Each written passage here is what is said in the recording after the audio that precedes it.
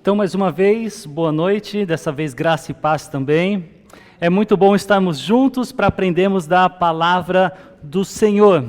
Aos que não me conhecem, o meu nome é Thiago Zambelli, e saibam que nós estamos numa série de mensagens na primeira carta do apóstolo Paulo aos Coríntios. Esse apóstolo que é para os coríntios um pai espiritual, apaixonado por uma igreja bastante complicada. A gente já viu que ele também é uma espécie de pai discipulador para essa comunidade, para esse grupo que vivia muito aquém da identidade que tinham, porque em Cristo eles haviam se tornado santos. E como santos, ou seja, separado para o Senhor, eles precisavam ajustar diversas áreas de suas vidas. O propósito de Paulo a escrever essa carta não era envergonhar os irmãos de Corinto, mas orientá-los, restaurá-los, porque muito dos valores que eles viviam, muito da visão que eles tinham, vinham de uma sociedade extremamente imoral. E é isso que nós temos visto no estudo dessa carta. Deus tratando com amor cuidadoso e firme uma igreja que precisava amadurecer. E para dar sequência ao nosso estudo nessa carta, é valioso nos lembrarmos que no final do capítulo 6 de 1 Coríntios, e eu falei sobre esse trecho há 2 semanas, há algo que o mundo tenta nos fazer se esquecer, que o nosso corpo tem dono. Que ele foi comprado por um alto preço e por isso nós devemos usá-lo para glorificar aquele que o comprou. Então vale citar que no trecho do nosso foco de estudo hoje, não tem Paulo começando um novo assunto. O que ele tem a dizer começou no capítulo 5, quando ele trouxe à tona as questões referentes à sexualidade. Primeiro, ele teve que corrigir um escândalo na igreja. O homem que estava tendo relações íntimas com a própria madrasta. Depois, no capítulo 6, ele denunciou a ideia errada de que o corpo é meu e eu faço o que quiser com ele. Especialmente dentro desse tema de imoralidade, mais especificamente ainda de prostituição.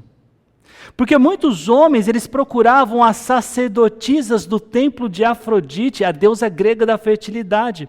E essas sacerdotisas eram, na prática, meretrizes cultuais.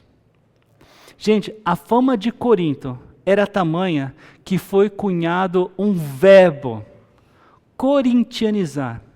E sabem o que significava? Falar para alguém que essa pessoa estava corintianizando era o mesmo que dizer que ela estava vivendo de forma imoral, de forma promíscua. E Paulo sabia que a igreja de Corinto enfrentava uma cultura profundamente marcada pela sexualidade. Mas será que o nosso tempo é muito diferente disso? Agora, no capítulo 7, Paulo ele continua nesse mesmo rumo, mas com uma abordagem diferente, porque agora Paulo ele começa a responder perguntas que os próprios coríntios tinham feito para ele. Vejam, quanto aos assuntos sobre os quais vocês escreveram. É como se Paulo tivesse dito ou estivesse dizendo: depois de ter falado do que eu sei que tem acontecido no meio de vocês, agora nós vamos conversar sobre as dúvidas que vocês têm. E quais eram as dúvidas deles?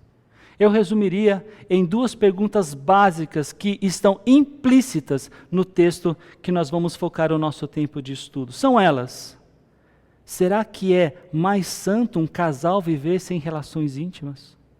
Será que é mais espiritual ficar solteiro? Paulo, então, ele está conectando o que já tinha escrito com as perguntas que os coríntios haviam feito para ele.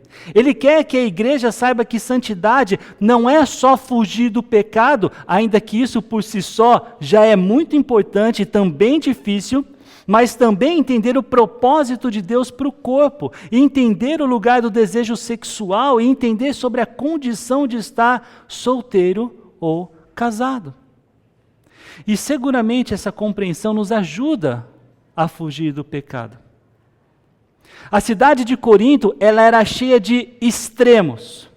De um lado, os ascetas, que diziam: sexo é sujo, até dentro do casamento. Quem quiser ser santo de verdade tem que se abster. E esse grupo dos ascetas acreditava que a verdadeira espiritualidade envolvia a negação total dos prazeres físicos, inclusive do sexo dentro do próprio casamento. Eles diziam coisas como: é bom que o homem não toque em mulher. Como se o sexo devesse ser deixado de lado entre pessoas espiritualmente superiores. A lógica deles era: se o corpo é do Senhor, então talvez o ideal seja renunciar totalmente o uso do corpo. Até soa como algo de Deus, mas isso é fake news, é uma mentira. Paulo, inclusive, ele vai corrigir essa visão distorcida, mas sem abrir mão da santidade que Deus ensina e requer do seu povo. Por outro lado, havia também aqueles que desvalorizavam completamente o sexo.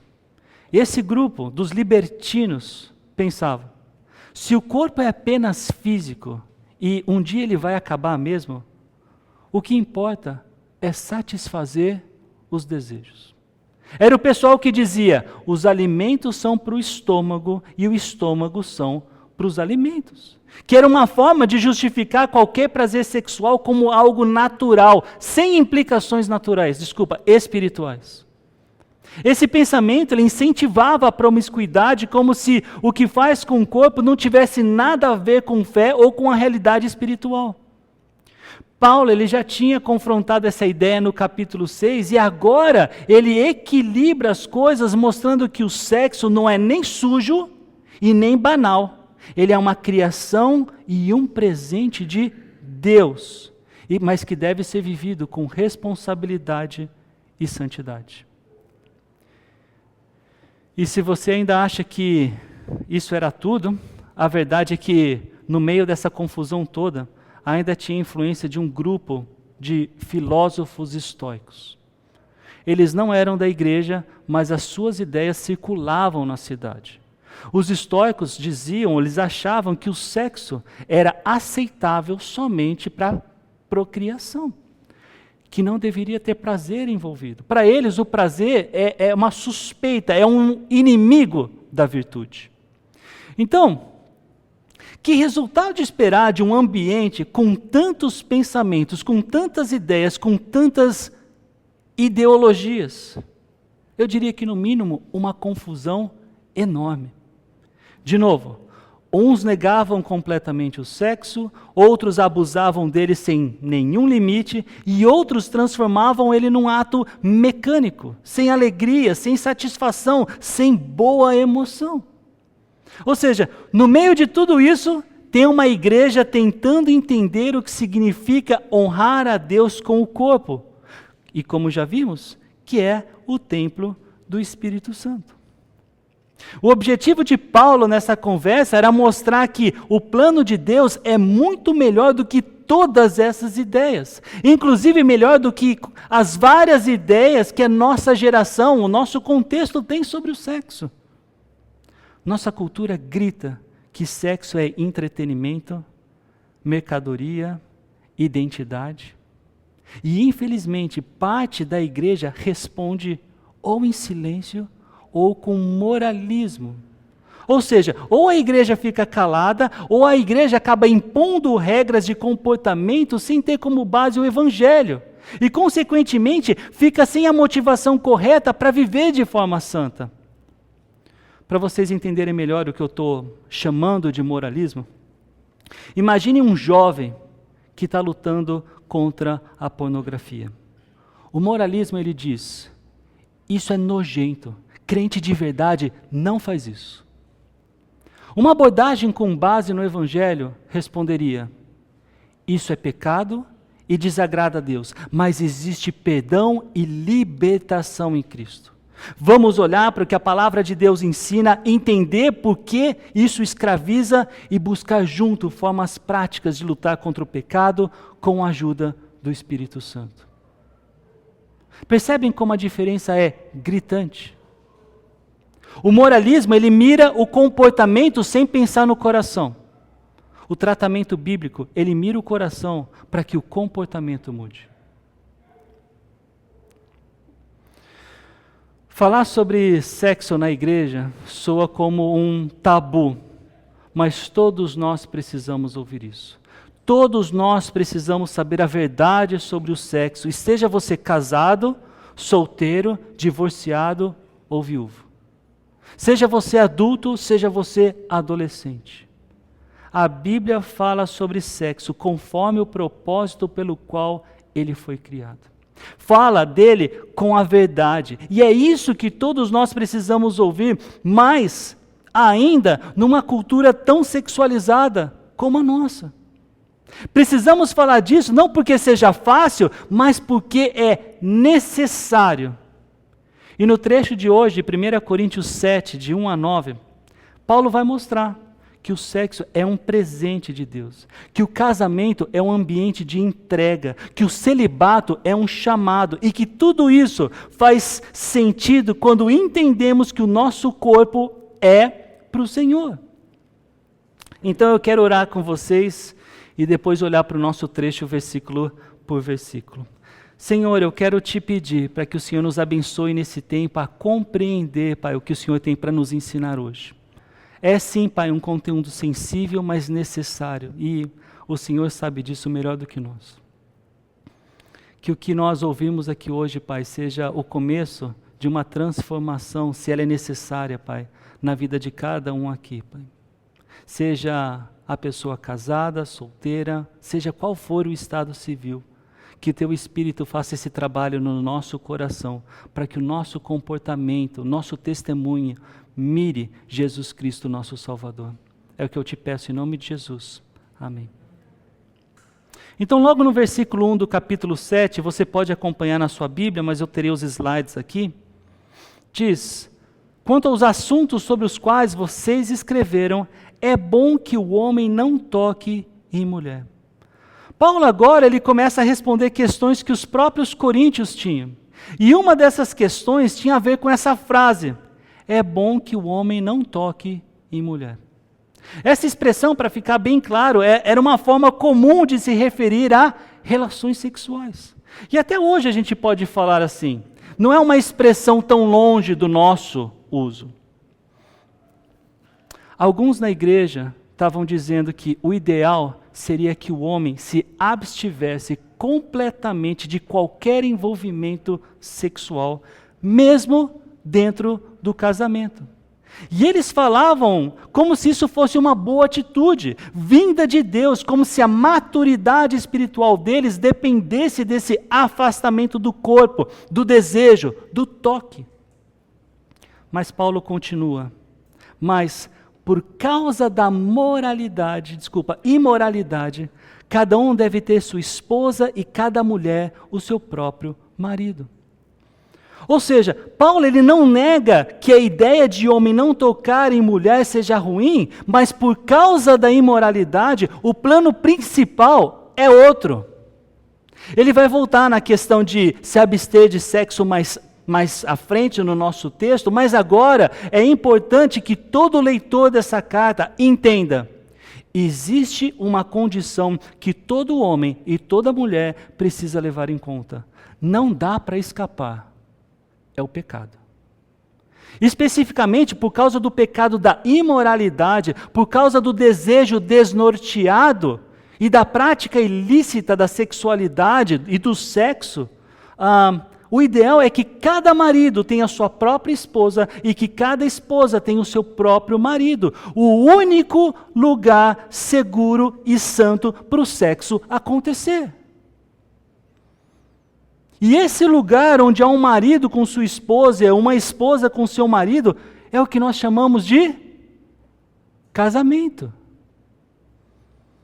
Irmãos, o desejo sexual, ele não deve ser ignorado e nem tratado com desprezo.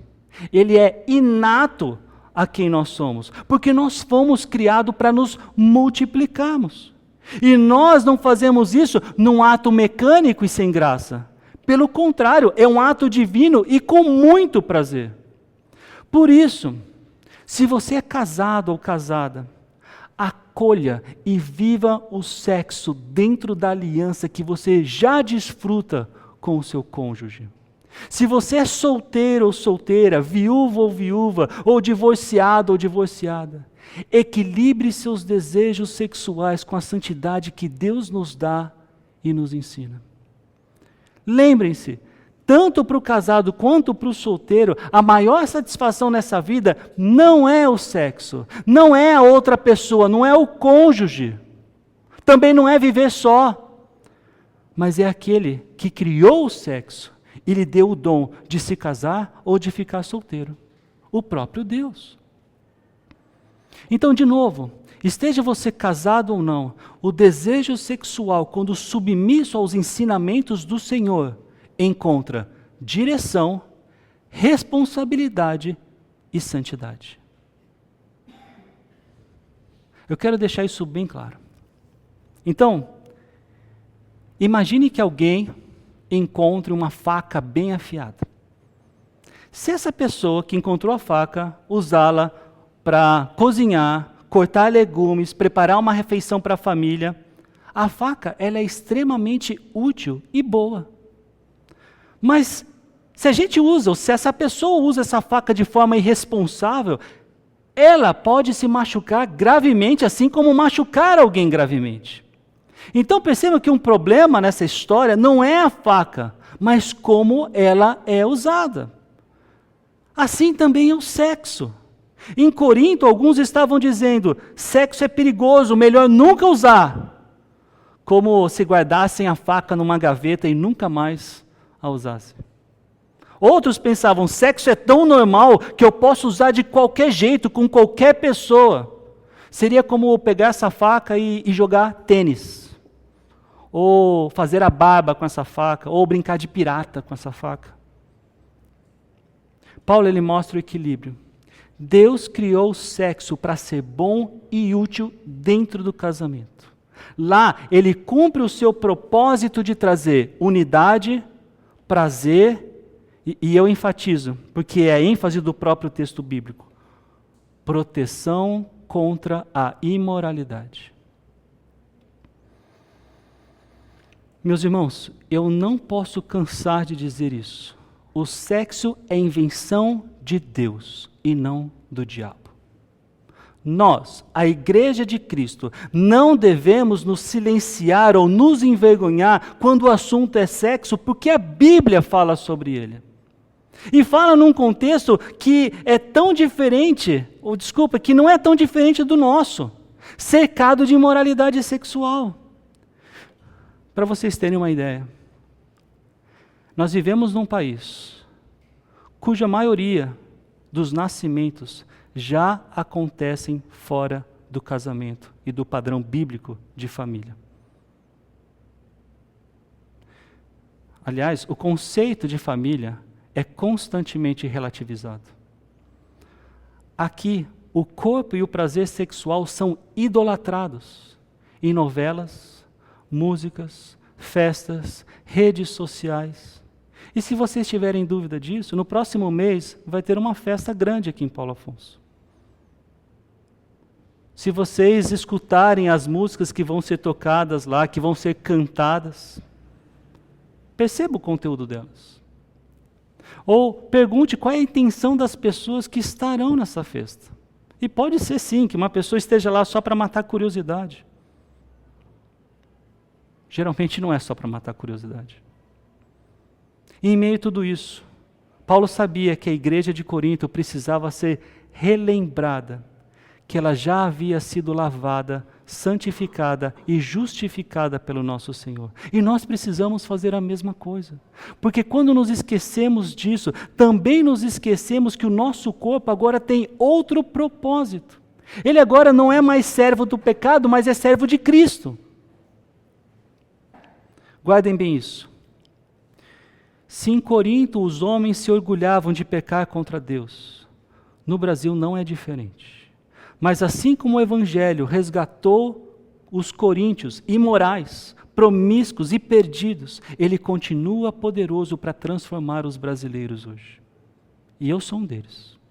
E vocês que já creram em Cristo também são. E quando cremos em Cristo, nós levamos a palavra de Deus a sério. Não é assim? Pelo menos não deveria ser assim. Então, eu pergunto para vocês que estão casados: como está a sua vida íntima com o seu cônjuge? Enquanto vocês pensam na resposta, veja como Paulo continua a sua carta. Versículo 3. O marido deve cumprir os seus deveres conjugais para com a sua esposa, e da mesma forma a mulher para com o seu marido. O casamento diante de Deus não é apenas um contrato social, mas uma aliança de entrega mútua. Por isso, Paulo ele ensina que o marido tem o dever de entregar à sua esposa aquilo que lhe é devido. E a esposa também ao marido. Ambos têm o dever de se entregarem. E esse dever se refere, em primeiro lugar, à intimidade sexual, como nós vemos pelo contexto do início do capítulo 7. Mas não é uma entrega mecânica e sem graça, é uma entrega que envolve carinho, atenção, cuidado, ternura. Paulo, ele não está legitimando que o marido pode ter a sua esposa quando quiser e como quiser. Nem que a esposa pode ter o seu marido quando quiser e como quiser. Ele está enfatizando no dever que ambos possuem de se doarem de maneira voluntária e de maneira ou de tempo frequente. Como parte desse pacto que fizeram diante de Deus, que envolve uma relação íntima de igualdade, de respeito e de amor mútuo.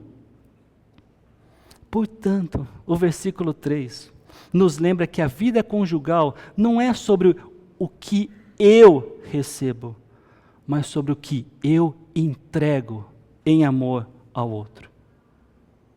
Não é uma questão do que eu tenho direito. E esse é o espírito do Evangelho aplicado ao casamento, e que tanto ajuda contra um pecado da imoralidade sexual, que pode ser incentivada pelo diabo, pela sociedade e pela nossa própria carne. Esse espírito do Evangelho nós também vemos no versículo 4, que diz: a mulher não tem autoridade sobre o seu próprio corpo, mas sim o marido. Da mesma forma, o marido não tem autoridade sobre o seu próprio corpo, mas sim a mulher. Dentro da área sexual, nesse dever de se entregar ao cônjuge, Paulo ele destaca um aspecto que muitos teólogos citam ser uma das passagens mais contraculturais da Bíblia, que o cônjuge é quem tem autoridade sobre o corpo do outro, ou mais especificamente, a mulher tem autoridade sobre o corpo do homem.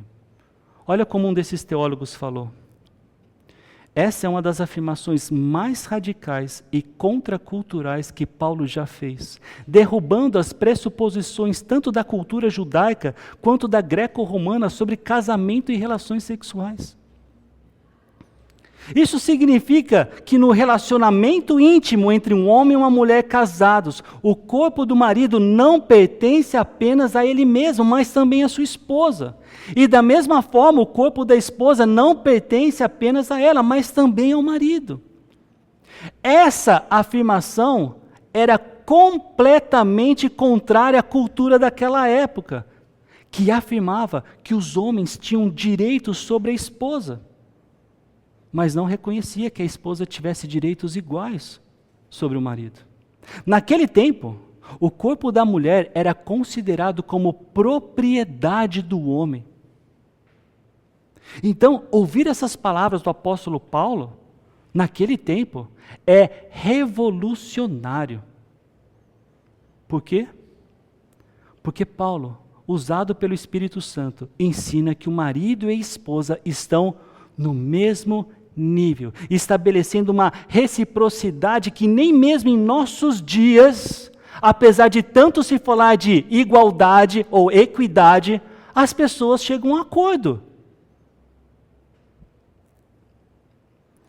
E para não deixar nenhum mal entendido, entendam que essa autoridade não é licença para exigir, pressionar ou violentar o outro. Não é poder para se impor, mas um chamado para se entregar. É uma autoridade que nasce da aliança e se expressa em amor, respeito e cuidado. Assim, quando Paulo lhe fala que o cônjuge tem autoridade, ele está dizendo, no leito conjugal não existe espaço para o egoísmo. O marido não deve buscar apenas satisfazer a si mesmo, e a esposa não deve usar o seu corpo como moeda de troca. Ambos se pertencem, e justamente por isso devem se doar em amor, de modo que a intimidade seja lugar de comunhão, prazer e proteção contra as tentações. Em Cristo, a sexualidade dentro do casamento deixa de ser instrumento de exploração ou de manipulação e se manifesta exatamente como é, um presente de Deus, onde marido e esposa experimentam mutualidade, reciprocidade, cumplicidade, santidade. Então deixa eu voltar à pergunta que eu fiz a vocês há um tempinho. Casados, como está a sua vida íntima com o seu cônjuge? Você percebe que a sua vida sexual reflete a seriedade que você leva à palavra de Deus? Daqui a pouquinho eu vou fazer uma pergunta semelhante aos solteiros. Esse ensino de Paulo, ele continua sendo profundamente atual. E uma cultura como a nossa, em que muitos pensam apenas em seus próprios desejos, o casamento cristão deve ser um testemunho de amor sacrificial e de mutualidade. E os versículos 3 e 4 ensinam que tanto o marido como a esposa possuem uma dívida com o seu cônjuge.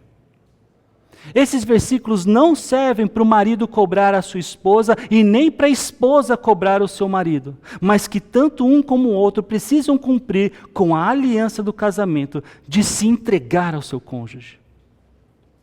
E, gente, em última análise, a prestação de contas não é com o cônjuge, é com Deus. Maridos, entendam que seu corpo não é apenas seu para viver de forma egoísta, mas que também pertence à sua esposa. E isso envolve cuidar de si mesmo, preservar a saúde, cultivar ternura, respeitar os limites e se doar com carinho. Esposas, da mesma forma, entendam que o seu corpo não é apenas seu, mas também pertence ao seu marido.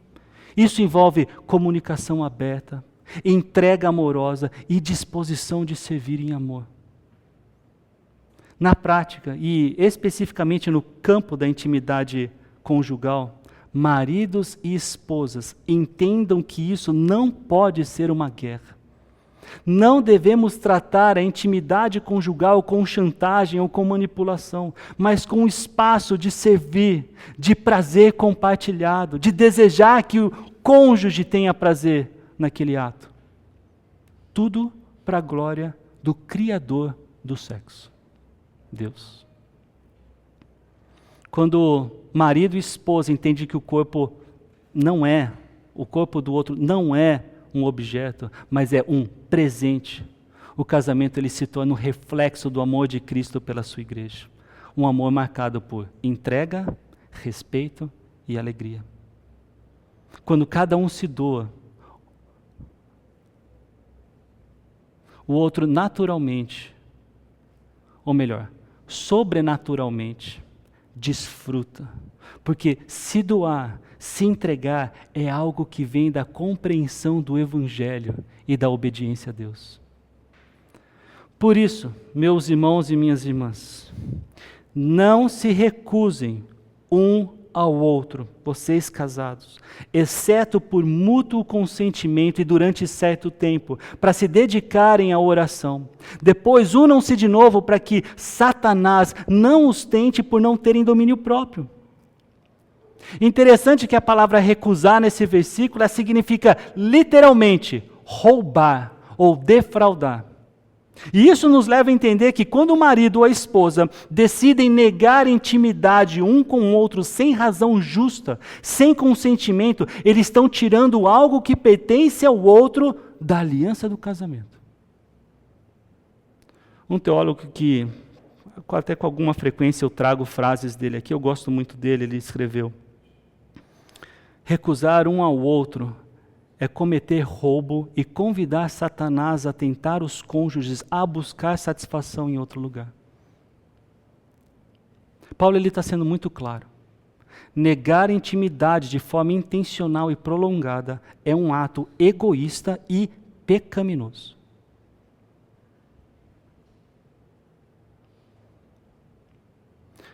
Não se recusem um ao outro, exceto por mútuo consentimento e durante certo tempo, para se dedicarem à oração.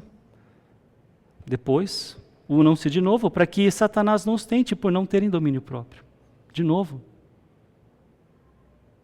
Paulo até reconhece que pode haver momentos de abstinência, mas ele coloca 3 condições bem claras. Primeiro, tem que ser por acordo mútuo. Não é o marido impondo à esposa, nem a esposa impondo ao marido. É algo que precisa ser conversado, transparente e decidido em conjunto. Isso já mostra que a vida conjugal cristã é feita de diálogo, de respeito e de unidade, não de imposição. Segundo, deve ser por pouco tempo. Paulo não deixa a questão em aberto, ele não diz quando quiserem, ele fala tem que ter um limite. E essa pausa nesse limite é um prazo, é um tempo determinado, porque a intimidade ela é parte essencial do casamento, e a falta dela por tempo prolongado abre espaço para frustrações e tentações. E terceiro, precisa ter um propósito definido. Paulo também não deixa isso vago. Ele diz, é um tempo especial dedicado ao Senhor, de oração. Ou seja, o casal abre mão da intimidade não por egoísmo ou frieza, mas para juntos buscarem a Deus de forma mais intensa.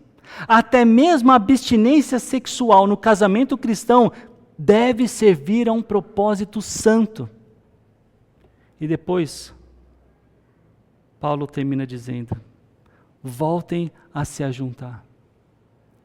Ou seja, a regra é a união. É a intimidade. A exceção é só por pouco tempo. É a abstinência para oração. O que Deus quer é que marido e esposa vivam a vida conjugal da melhor forma possível e sem dar brechas para o inimigo. Porque o diabo ele sabe usar a falta de intimidade para trazer tentações. Infidelidade, pornografia, frieza, ressentimento. Casados, vocês não precisam responder em voz alta. Mas vocês conseguem fazer uma comparação na qualidade do relacionamento de vocês, marido e esposa, entre os dias que vocês estiveram intimamente juntos e os dias que ficaram algum tempo sem essa intimidade? Em qual deles vocês estão se sentindo melhores? Em qual deles você tem mais disposição de amar e respeitar o seu cônjuge? Em qual deles vocês estão mais dispostos a servir ao Senhor? E agora eu digo, tomem cuidado para não menosprezarem o sexo. Ele é uma atividade criada por Deus e, portanto, não é somente uma atividade física. Em outra ocasião eu disse para vocês e eu repito, não há nada que façamos fisicamente que fuja de uma realidade espiritual. A nossa realidade material é uma manifestação de uma dimensão ainda maior e real espiritual.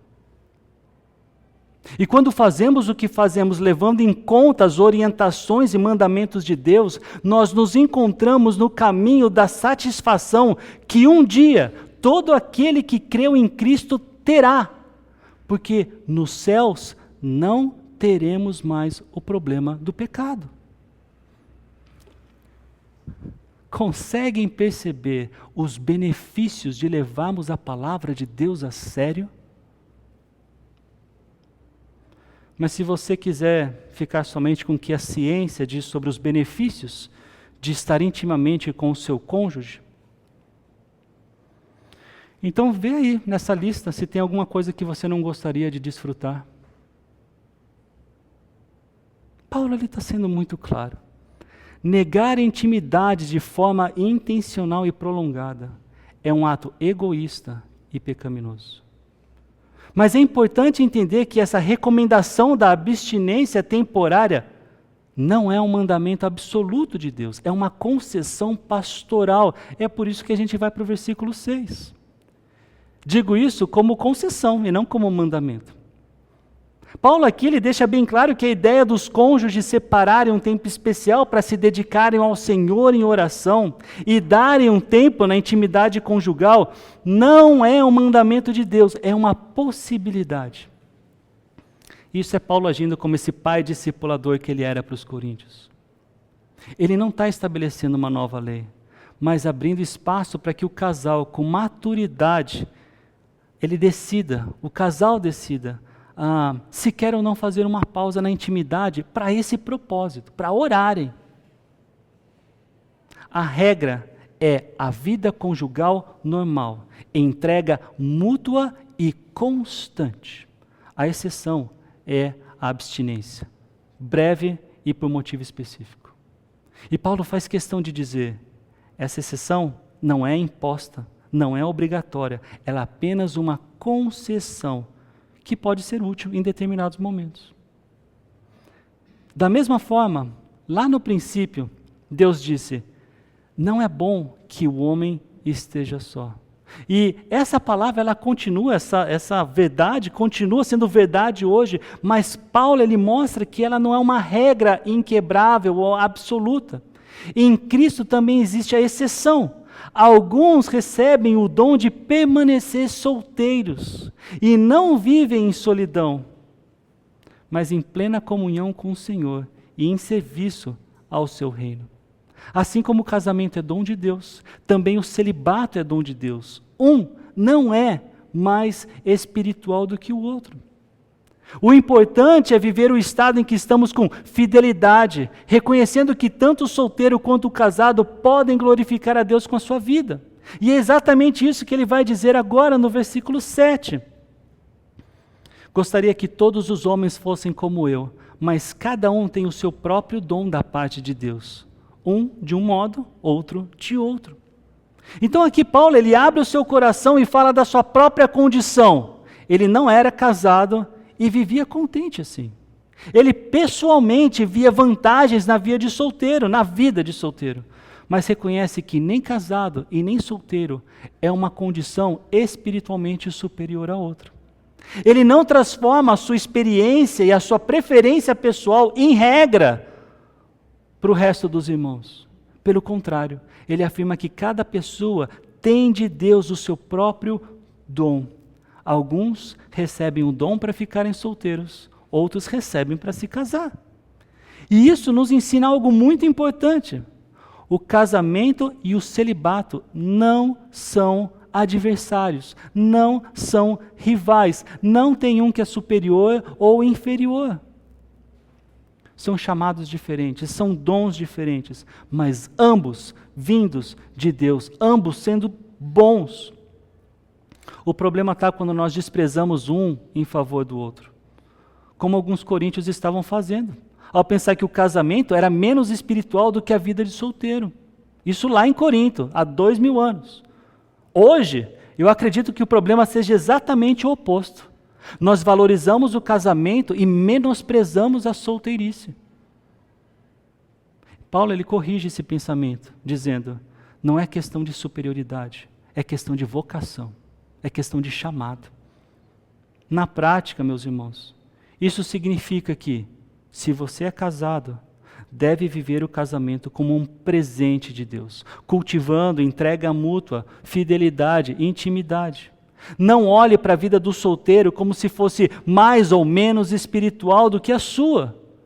Porque o seu chamado, se você tem o dom de estar casado, de ser casado, é glorificar a Deus dentro do seu casamento. Se você é solteiro, deve viver o seu estado como um presente de Deus também. Não encare o tempo de solteirice como um peso ou como uma maldição, mas como uma oportunidade para servir ao Senhor com liberdade e foco. Então agora eu faço a pergunta para vocês que são solteiros. Vocês estão levando a palavra de Deus a sério? Em Corinto, como no Brasil dos nossos dias, a imoralidade era abundante. Havia em Corinto, e há no Brasil, tentação em todos os lugares. No comercial da TV, no drama dos filmes, no algoritmo das redes sociais, nas roupas que as pessoas usam, e eu não me refiro aqui somente à academia ou à praia. Tudo isso influencia o nosso coração a desejar o que não é de Deus. Mas um solteiro que leva Deus a sério reconhece que seu corpo é templo do Espírito Santo e por isso sabe que existe um momento certo, com a pessoa certa, para as intimidades que são somente legítimas dentro do casamento. O solteiro que leva a palavra de Deus a sério entende que a abstinência não é uma prisão, mas uma expressão do amor de Cristo e da confiança na sua vontade. Aquele que tem o dom para permanecer solteiro não se amargura por ainda não ter se casado e nem busca as atividades que são próprias de um casamento. Gratidão é uma ótima característica de quem busca levar a palavra de Deus a sério. Como é também a dedicação ao serviço, porque não tem as distrações e responsabilidades que possuem os casados. Em suma, um solteiro que leva a palavra de Deus a sério é alguém que não vive como o mundo vive, mas sim como um discípulo fiel de Cristo. Ele guarda o corpo em santidade, cultiva contentamento, serve com dedicação e se prepara para o que vem à frente. Solteirice não é tempo perdido, é tempo de semear para a glória de Deus. Falando para toda a igreja, nós precisamos parar de tratar os solteiros como se fossem eternos jogadores no banco de reserva. O ponto central desse versículo é esse.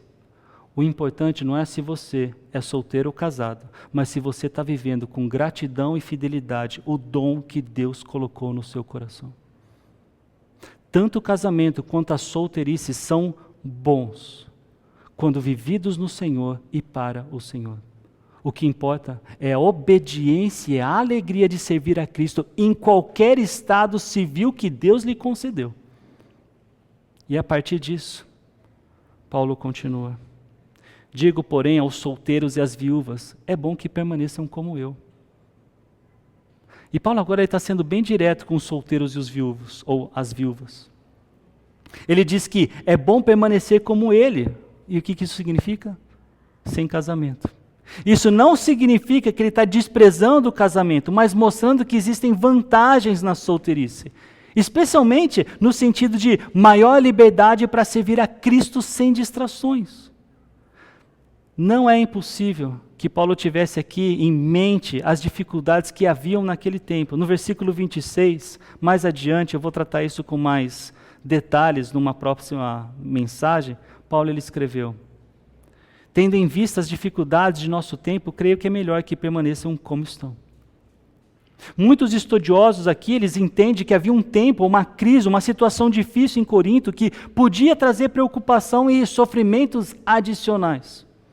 Perseguição, instabilidade social, pressões econômicas. Nessas circunstâncias, imagine o peso de cuidar da esposa e dos filhos. Então, seja pelas possíveis dificuldades daquele tempo, ou não, a sugestão de Paulo é que os solteiros e as viúvas não se casassem, mas isso é uma sugestão. A pessoa podia se casar ou não.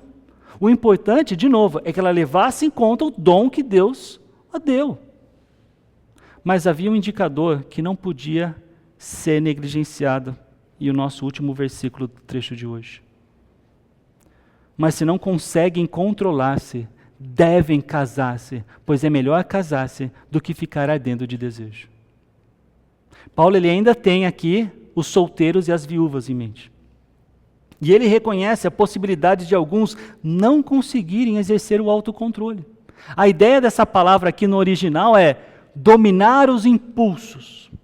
E não se trata de uma tentação ocasional, mas de uma luta constante, que se não for bem conduzida, vai seguramente empurrar a pessoa para o pecado sexual.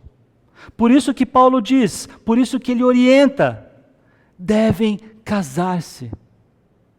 E é muito interessante que Paulo agora, depois de escrever orientações que não eram mandamentos, apresenta o casamento como o caminho correto diante de Deus para quem não tem o dom de ficar solteiro. O casamento aqui não é um escape, é o lugar santo e legítimo para a expressão do desejo sexual, conforme o nosso Deus instituiu. Ou seja, Paulo está apresentando o casamento como o remédio para aqueles que estão ardendo de desejo. E a imagem é forte de propósito, porque viver continuamente abrasado, esse desejo ardente, sem um caminho santo para esse desejo, fragiliza a consciência, alimenta fantasias, abre portas para as quedas e escraviza o coração. Paulo, então, ele é realista e pastoral. Melhor entrar no pacto do casamento, onde o desejo encontra direção, fidelidade e santidade, do que viver em combustão permanente, pegando fogo o tempo todo. Mas a gente precisa também entender que existe um equilíbrio na leitura desse versículo. Porque Paulo não está dizendo que a pessoa deve se casar às pressas com qualquer pessoa para resolver esse problema. O próprio capítulo ensina que o casamento é uma aliança de entrega mútua, de serviço, de fidelidade. Deve ser no Senhor, deve ser vivido com maturidade. O que ele afirma é, se a falta de autocontrole é marcante e persistente, o caminho sábio e aprovado por Deus é o casamento. Não a repressão doentia, nem a permissividade pecaminosa. Então, em termos práticos, o ensino de Paulo nos chama a 3 posturas. Primeiro, honestidade diante de Deus. Reconhecer a realidade do coração. Você está ardendo de desejo? Segundo, santidade no presente. Enquanto não vem o casamento, fugir da imoralidade, vigiar olhos, vigiar a mente, buscar ajuda, cultivar disciplinas que sustentam o coração com a pureza. Terceiro, sabedoria para o futuro. Quando for o caso, buscar o casamento com discernimento. Buscar o casamento com piedade, com bons conselheiros, lembrando que o pacto conjugal é mais que um alívio de um desejo. É aliança para a glória de Cristo. E esse casamento, conforme a gente faz voto, deve durar para sempre. Esse versículo não é um desprezo à solteirice e nem um reducionismo do casamento a uma válvula de escape. Estou abrasado, estou pegando fogo, deixa eu me casar. Paulo aqui ele coloca cada coisa no seu devido lugar. O desejo sexual é criação de Deus. O pecado o distorce. E o casamento em Cristo é um ambiente santo onde esse desejo é recebido, ordenado e santificado. Melhor casar do que viver queimando por dentro e tropeçando por fora. Então, chegando ao final dessa mensagem, eu me lembro que, na minha experiência, as 3 maiores razões que levam o casamento a se aproximar do divórcio são, em primeiro lugar, a má compreensão das funções de um homem e de uma mulher no casamento, conforme Deus ensina. Segundo, o mau uso dos recursos financeiros e a falta de disposição para mudar o estilo de vida para mais simples quando ele é necessário. E em terceiro lugar, e que tem mais a ver com o nosso estudo de hoje, a insatisfação na intimidade sexual. Isso mostra como é urgente que os casados cuidem com zelo de sua vida conjugal. E não pense que isso se resume à coabitação, ao ato sexual. A vida conjugal ela tem todo um contexto que deve ser observado e cuidado. Na prática, os homens muitas vezes trazem alguns problemas sérios para a intimidade. Muitos chegam ao casamento com expectativas distorcidas, moldadas pela pornografia ou pela cultura, e o que gera frustração e pressiona a esposa.